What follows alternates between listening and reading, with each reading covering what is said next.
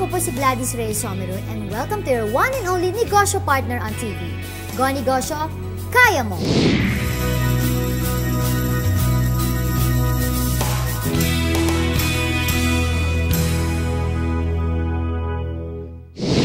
Bukod sa masarap matulog at masarap humigop ng mainit na sabaw, maraming mga negosyo ang pwedeng simulan ngayong tag-ulan. Isa na nga po dyan ang para sa mga may green thumb, ang garden business.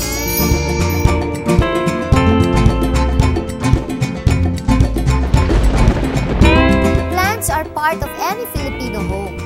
Mapa-landscape man yan sa bakuran o dekorasyon sa sala, hindi nalalayo ang halaman sa bawat Pilipinong sambahayan.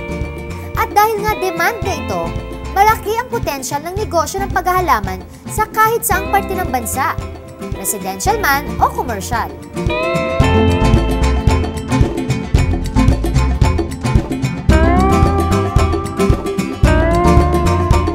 Akalain mo, no, marami pala talagang negosyo ang pwedeng pasukin sa paghahalaman, and one business can also support another. For example, kapag nasa garden landscaping services ang negosyo mo, why not mag-retail ka ng halaman? Nang sa gayon, mas maiinganyo mo mga customers kapag nakita nila sa isang shop ang flowers and plants na ilalagay nila sa garden nila.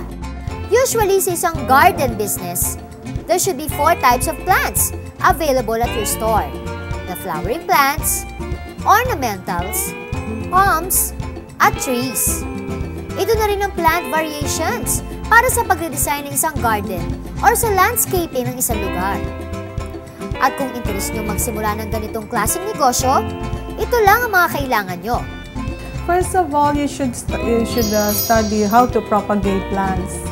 You can, first of all, if you have a mother plant, no, you study how to market. Study how to propagate cuttings. There are many ways eh. Depende kasi kung anong plant ay ipropagate mo. May mga plants kasi na mahirap siyang i-grow. So, yung iba, they propagate yung madaling mag-ugat. O, diba? Madali lang?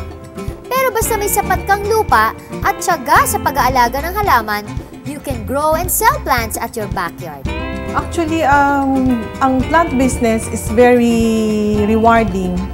Kasi you nurture the plants, you give them tender loving care, and it's so fulfilling to see the plants na in a very good condition. Tapos every day you see them grow little by little. At the same time, this is the business na can help Mother Earth, to save Mother Earth from yung global warming. And here's one last tip para sa mga gustong pumasok sa gardening business. Alam niyo po ba, from 10 days to 6 months, pwedeng-pwede na kayong magbenta ng halaman. Depende po kung gaano kabilis magkakaugat ang halaman na pipiliin ninyo. Kaya payo ko lang pumili at magbenta ng halaman na mabilis magkaugat. Nang sa gayon, mabilis din ang kita. Mga business tips para sa mga OFW negosyo ang isusunod namin sa pagbabalik ng Go Negosyo, kaya mo! Alam niyo po ba na based on statistics, mayroong 87,000 na umaalis ng bansa every month para magtrabaho abroad. At dahil po marami ng ibang bansa, marami rin nagkakaroon ng lakas ng loob na magnegosyo. Pero paano nga ba magsimula ng negosyo ang isang OFW? Ngayong umaga po, palalalimin natin ang ating kaalaman tungkol sa OFW businesses.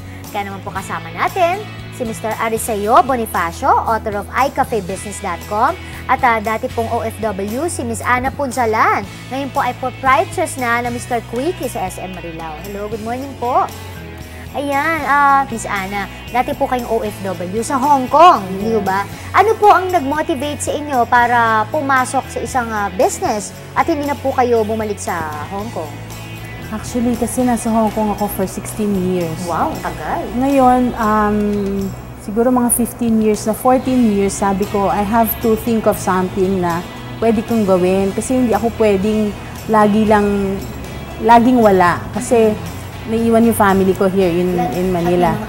May anak ko, 2.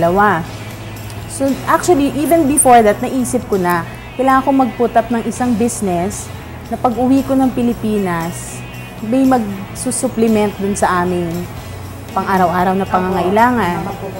na mapagkukunan talaga namin. So, doon pumasok yung Mr. Quickie. So yun po, kayo na nagmamayari noon, yung Mr. Quickie sa loob po ng SM Marilao. Ito naman, Mr. Aris, kasi based dun sa experience mo, ano yung success rate ng mga OFW na nagbe-business dito sa atin compared do sa mga taga-Pilipinas talaga, yung mga yung mga hindi naman nag-OFW pero yung mga negosyante natin na nandito lang sa Pilipinas. Ano yung maiko-compare mo na success rate mo? Actually, sa success rate to, based siguro sa iCafe business, no? Sa amin siguro, dahil sa technology ngayon, kahit malayo ka, parang nandito ka rin, di ba? Siguro mga 90%. Kung sa internet cafe business ka. Kung yun ang pagbabasihan. Yes. Internet cafe business. Yes. Kasi nga, yun, sa internet, tulad sa amin, no? Lahat kasi nung nasa-set up namin yung internet cafe, kahit nasa abroad ka, pwede mo ma-access yung server mo remotely. So that's the beauty of technology today. So parang as if talagang nakaupo ka rin sa harapan ng computer mo sa Pilipinas. Or marami rin ako narinig mga condotels, di ba, na mga OFW, yun yung mga tinatayo nilang negosyo wherein habang nasa abroad sila, pinaparent ito. Ngayon pag uwi nila, yun na nga naman yung titirahan nila. Bongga, di ba? Well, si Miss Ana naman, maikarekomenda niyo po ba na ipagkatiwala sa inyong pamilya o kaya naman po kanegosyo yung inyong, kung ikaw ay OFW, itatayo yung negosyo o mas maigi po na kapag pumasok ka sa isang negosyo dito sa Pilipinas ay hindi ka na mangingibang bansa kundi kailangan tutukan nyo? Ano po ba? Sa akin kasi luckily, andyan yung dad ko na nung nag-start ako, siya yung namamahala initially. So, kumbaga, okay din pala na ipagkatiwala ito sa iyong pamilya, lalo na yung mga tao mapagkakatiwalaan nyo naman talaga. Kasi eventually, yun nga, magsisettle down ka naman na talaga dito sa Pilipinas, ano? Well, paano po ba magplano, pumili ng nababagay na negosyo para sa'yo, lalo na kung ikaw ay dating OFW? First, syempre, nandun dapat yung passion mo doon, yung interest mo. Syempre, parang mahirap naman yung magninegosyo ka, tapos hindi mo naman siya interest. So, number one pa rin na yung interest mo. Para through ups and downs, diba, pag talagang interesado ko sa ginagawa mo, makakabangon ka no matter what. So, alamin kung ano bang interest mo. More of our, syempre, interesting sa, ang aming pong discussion sa pagbabalik po ng Go Negosyo, Kaya Mo.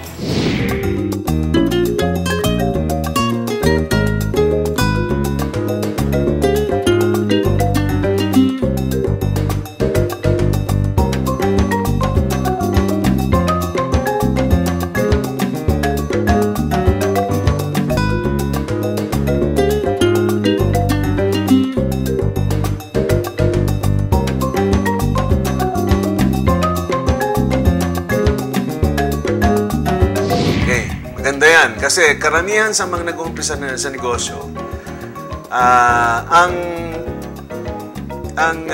strategy, no, to enter the market is low price. That is a valid strategy, no? Kung yan ang strategy mo talaga. Pero hindi pwedeng manatiling mababa ang iyong presyo, gagaya rin ng sabi mo, no?